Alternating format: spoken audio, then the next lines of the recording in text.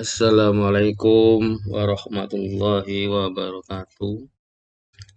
Alhamdulillah anak-anak kita berjumpa kembali di video pembelajaran yang kesekian kali ya. Dari pembelajaran sebelumnya kita sudah beberapa kali bertemu di video pembelajaran ini. Mudah-mudahan semua informasi yang telah kalian dapatkan di video pembelajaran sebelumnya banyak mendapatkan manfaat dan juga memberikan keberkahan terutama bagi pembelajaran sehingga kalian bisa mendapatkan ilmu yang bermanfaat. Baik anak-anak, mohon maaf pada pertemuan ini, video kali ini Pak Eko tidak bisa menampilkan sosoknya ya.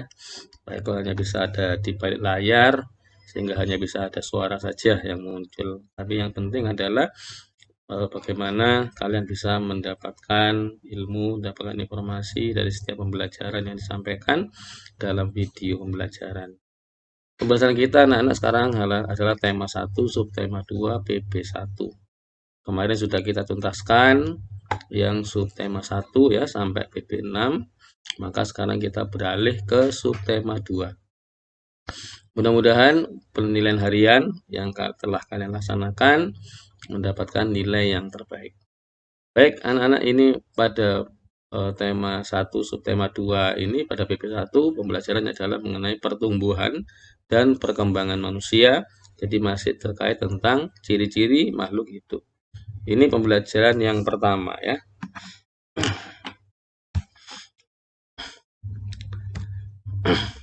Nah, yang kita pelajari adalah pertumbuhan dan perkembangan manusia. Pada video pembelajaran sebelumnya sudah dijelaskan ya, apa itu pertumbuhan dan bagaimana perkembangan pada manusia. Nah, sudah kalian pelajari ya. Kalau kalian lupa, boleh disimak kembali ya penjelasan pada video sebelumnya. Ini kalian perhatikan ya, salah satu ciri manusia sebagai makhluk hidup ya, adalah mengalami pertumbuhan dan perkembangan. Ini salah satu ciri. Jadi masih ada ciri-ciri yang lain ya. Ini kalian perhatikan anak-anak, perkembangan dan pertumbuhan yang dialami oleh manusia diawali dari lahir masih bayi ya, dikerubungi seperti ini ya. Biasanya begitu anak bayi. Yang kedua, anak-anak sudah agak dewasa, sudah agak besar, dan sudah mulai bisa jalan, sudah bisa mulai ngomong ya, dan juga bisa memegang sesuatu. Nah, pada pertumbuhan berikutnya akan mengalami pertumbuhan semakin besar ya, semakin besar dan juga berjalan sudah lancar, ngomong juga sudah lancar, bisa menggunakan pakaian sendiri ya. Dan semakin lama bertumbuh lagi menjadi remaja dan tumbuh jadi dewasa. Ini adalah pertumbuhan dan perkembangan yang ada pada manusia. Pertumbuhan manusia terjadi sejak dalam kandungan. Jadi sejak dalam kandungan ya, manusia itu sudah mengalami pertumbuhan. Setelah lahir, pertumbuhan manusia bertambah besar. Setelah lahir di luar kandungan ya, maka semakin besar. Pertumbuhannya terus berlanjut ya, terus mengalami pertumbuhan. Jadi setelah lahir pertumbuhan manusia bertambah besar dari bayi hingga dewasa. Seperti tadi dijelaskan di gambar ini, dari bayi sampai dewasa. Setelah dewasa pertumbuhan manusia berhenti ya. Setelah dewasa anak-anak ya, setelah dewasa ini adalah saatnya pertumbuhan itu berhenti. Tidak bisa tumbuh lagi tambah tinggi, tidak bisa tumbuh lagi tambah besar badannya ya. Tidak bisa ya. Jadi tetap pertumbuhannya tidak berubah ya. Karena sudah selesai, pertumbuhannya sudah berhenti. Jadi pertumbuhan manusia itu dialami sejak lahir sampai sejak dalam kandungan ya, sampai dewasa. Ketika sudah dewasa, pertumbuhan manusia sudah berhenti. Itu pertumbuhan anak-anak. Bagaimana dengan perkembangannya? Nah, perkembangannya beda ya. Untuk perkembangan ini anak-anak tidak pernah berhenti, akan semakin bertambah ya.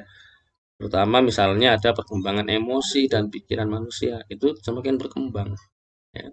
semakin pintar, semakin mendapatkan informasi yang baru, ya, semakin banyak informasi yang diterima, ya, sehingga berpengaruh kepada perkembangan emosi dan pikiran manusia. Nah, pertumbuhan dan perkembangan, ya, pertumbuhan dan perkembangan ini dipengaruhi beberapa faktor. Ya, ada beberapa faktor yang mempengaruhi pertumbuhan itu. Nah, apa saja itu? Kalian perhatikan di sini ya.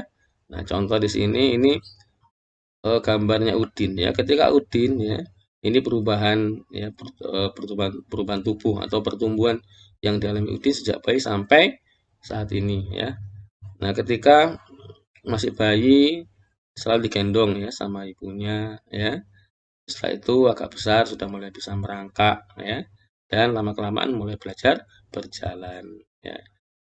Pertumbuhan tubuhnya semakin besar ya, dan juga mengalami perkembangan. Apa perkembangan yang dialami Udin?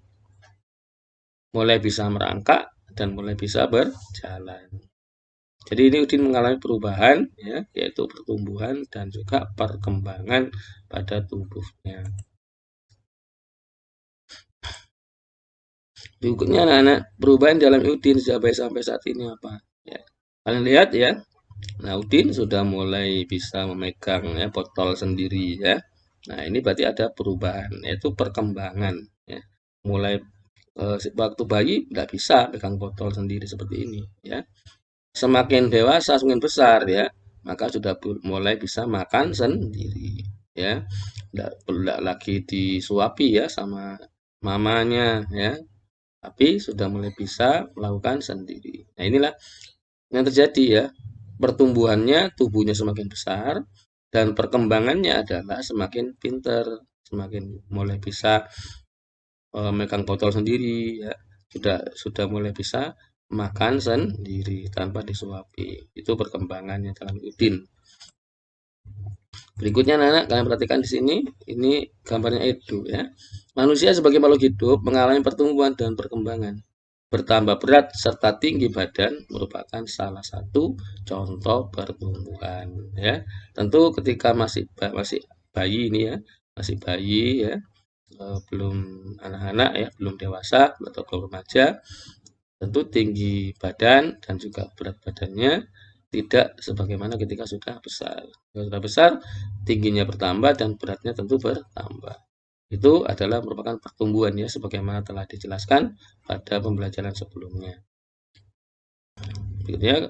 Nah, di sini anak dijelaskan bahwa kekuatan tangan manusia juga mengalami perkembangan. Ya. Awalnya tidak bisa pegang botol, tiba-tiba selanjutnya setelah mengalami perkembangan bisa pegang botol sendiri dan juga bahkan bisa minum dari gelas. Ya. Kalau awalnya menggunakan botol, sekarang sudah mulai menggunakan gelas. Ya. Itu saat masih kecil kesulitan megang botol susu. Ya, masih kesulitan ya, akan tetapi setelah tubuh itu bertambah besar, setelah mengalami pertumbuhan ya dan kuat ya, tubuhnya semakin besar dan tambah kuat, dengan mudah memegang tempat minum yang lebih berat dari botol susu. Ya, ini berarti mengalami pertumbuhan dan perkembangan. Pertumbuhannya apa? Tubuhnya itu semakin besar, perkembangannya semakin bisa minum sendiri tanpa menggunakan botol. Nah, sekarang mari mencoba berbagai contoh gerakan kuat dan lemah ya tangan pada saat menari. Ya. Ini ketika mengalami pertumbuhan ya, maka tangan um, semakin kuat ya.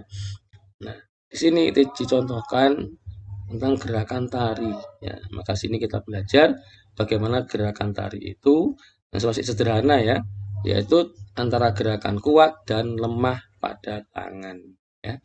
Ini masih sangat sederhana, masih dasar-dasarnya menari, yaitu tentang gerakan kuat dan lemah. Jadi pada tarian itu ada dua gerakan, kuat dan lemah. Contohnya ini ya. Gerakan pertama ya, yaitu apa? Mengangkat tangan kanan lalu ganti tangan kiri ya. Nah, angkat tangan dengan kuat ya, seperti sedang mengangkat beban. Ini gerakan pertama. Gerakannya ini adalah gerakan dengan kuat ya. Berikutnya, gerakan kedua. Yang kedua ini anak setelah tadi tangan diangkat, turunkan kedua tangan secara perlahan. Nah, ini contoh gerakan lemah ya. Kedua tangan diturunkan sambil menggerakkan jari-jari ya, menggerakkan jari-jari tangan menirukan air hujan turun. Nah, ini gerakan ini adalah gerakan lemah. Gerakan kedua ini contoh gerakan lemah pada saat menari. Nah, berikutnya anak-anak, gerakan ketiga adalah rentangkan kedua tangan ke samping, lalu bengkokkan sehingga membentuk huruf U. Ya. Ini juga contoh gerakan pada saat menari, ya, gerakan yang lain. Ya.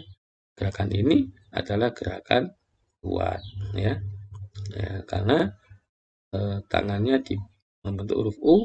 Nah, ini dilakukan dengan kuat.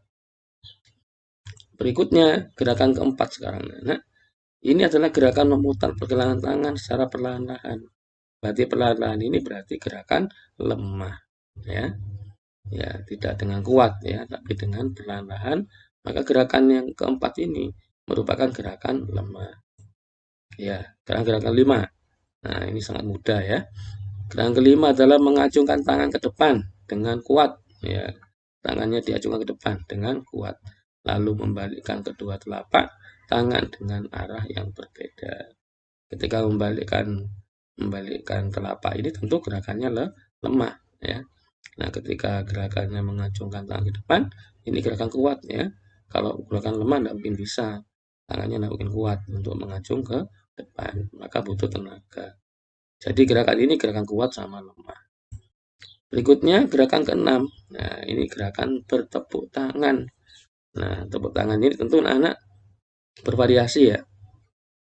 Ada gerakan yang lemah sampai kuat. Misalnya bertepuk tangan dengan 2 jari, dengan 4 jari, dengan 6 jari, 8 jari, dan terakhir 10 jari. Nah, mulai gerakan lemah sampai gerakan kuat. Ya, anak-anak, pembelajaran tema 1, subtema 2 PP1 yang bagian pertama sampai di sini dulu ya. Nanti kita lanjut ke bagian kedua. Mudah-mudahan apa yang sudah kalian pelajari dari video belajar ini banyak manfaatnya dan membuat kalian semakin pinter karena banyak ilmunya. Dan tidak lupa, baik doakan semoga kalian menjadi anak yang soleh, soleha, dan berbakti kepada kedua orang tua. Baik, anak. Assalamualaikum warahmatullahi wabarakatuh.